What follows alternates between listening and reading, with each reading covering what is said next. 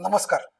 आजचा हा व्हिडिओ आम्ही बिझनेस कंपास मराठी या आमच्या चॅनलच्या वतीने एक सामाजिक जबाबदारी म्हणून करत आहोत.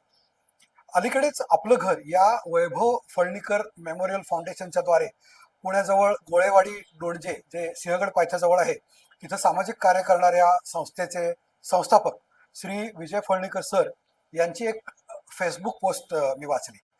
त्यांना संस्थेच्या हॉस्पिटलसाठी डेंटिस्ट स्टाफ मध्ये नर्सेस, ऑपरेशन थिएटरसाठी असिस्टंट, एक्सरे टेक्निशियन्स, हॉस्पिटल कॅन्टीनसाठी स्वयंपाकी आणि मदतनीस आणि ड्रायव्हर्स ॲम्ब्युलन्सेस किंवा बसेससाठी असे हवे आहेत.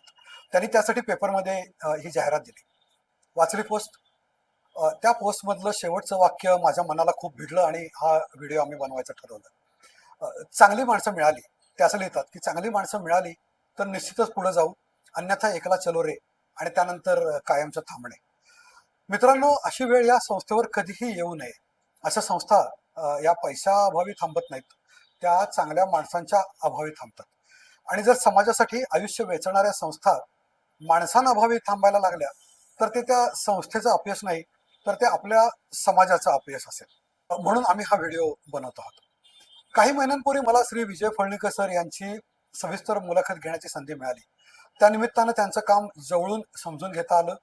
अनाथ मुलं, ज्येष्ठ निराधार नागरिक, ग्रामीण भागातील आरोग्य सेवा आणि श्रीमती कौशल्या कराड रुरल हॉस्पिटलच्या माध्यमातून अक्षरशः हजारो गरजू लोकांसाठी आपलं घर संस्था गेली अनेक वर्षे निस्वार्थपणे सेवा द्यायचं काम करत आहे.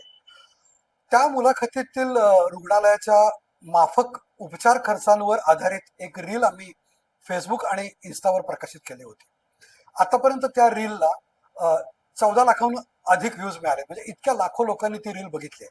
संस्था जे हे उत्कृष्ट काम करते ते महाराष्ट्रातच नव्हे तर जगभरातील लोकांपर्यंत त्यामुळे पोहोचवता आलं, याचा आम्हाला मनापासून आनंद आहे.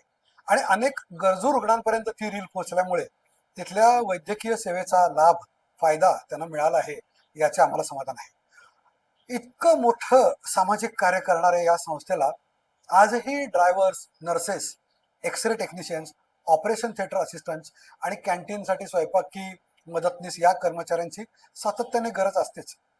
आणि ही काही एकदाची भरती नाहीये, तर अशा माणसांची गरज संस्थेला कायमच लागते. आणि संस्थेचे काम जसे वाढते आहे तशी कर्मचाऱ्यांची गरज सुद्धा दिवसेंदिवस वाढतेच आहे. पण दुर्दैवानं त्यांना योग्य लोक मिळण्यात अडचणी येत आहेत. तुम्ही फळणीकर सरांच्या पोस्टमध्ये वाचला असेलच. कदाचित लोकांचा असा गैरसमज होत असेल की सामाजिक संस्था आहे म्हणजे पगार कमी असेल, पण तसं अजिबात नाहीये. योग्य वेतन, PF आणि इतर सुविधा संस्थेकडून दिल्या जातात. त्या जाहिरातीचं जे स्क्रीन आम्ही तुम्हाला दाखवलं, स्क्रीनशॉट, त्याच्यावर तुम्ही अधिक डिटेल्स त्याचे नक्कीच पाहिले असतील. आणि काही पुढे जाऊन मला तुम्हाला असं सांगायचं आहे की याकडे फक्त नोकरी म्हणून न बघता, तसं बघू नये, तर तुम्ही याकडे असंही बघितलं पाहिजे की तुम्ही या संस्थेचा भाग होण्याची एक संधी आहे, जिथे तुमच्या कामामुळे रोज कोणाच्या तरी आयुष्यात सकारात्मक बदल घडणार आहे, गरजू लोकांच्या. म्हणून मला तुम्हाला एक अशी विनंती करायची आहे. पहिली विनंती, जर तुम्ही किंवा तुमच्या ओळखीतील कोणी या पदांसाठी योग्य असेल तर या व्हिडिओमध्ये दिलेल्या मोबाईल नंबर्सवर संपर्क करा.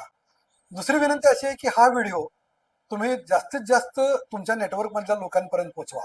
कदाचित तुमच्या एका शेअरमुळे या संस्थेला एक चांगला सहकार्य मिळेल आणि त्या एका व्यक्तीमुळे शेकडो गरजू रुग्णांच्या, गरजू लोकांच्या आयुष्यामध्ये सकारात्मक बदल घडेल आणि संस्थेसाठी पुढेही योग्य लोक मिळत राहतील. अजून एक विनंती आहे, जर तुम्हाला या संस्थेचा संपूर्ण प्रवास, त्यामागची प्रेरणा जवळून समजून घ्यायची असेल तर विजय फळणीकर सरांच्या मुलाखतीचा एपिसोड याच बिझनेस कंपास मराठी आमच्या चॅनलवर आम्ही प्रकाशित केला आहे साधारण 4 महिन्यांपूर्वी. तोही पहा, तुम्हाला त्यांचं काम अधिक चांगल्या प्रकारे समजायला त्यांनी मदत होईल. धन्यवाद.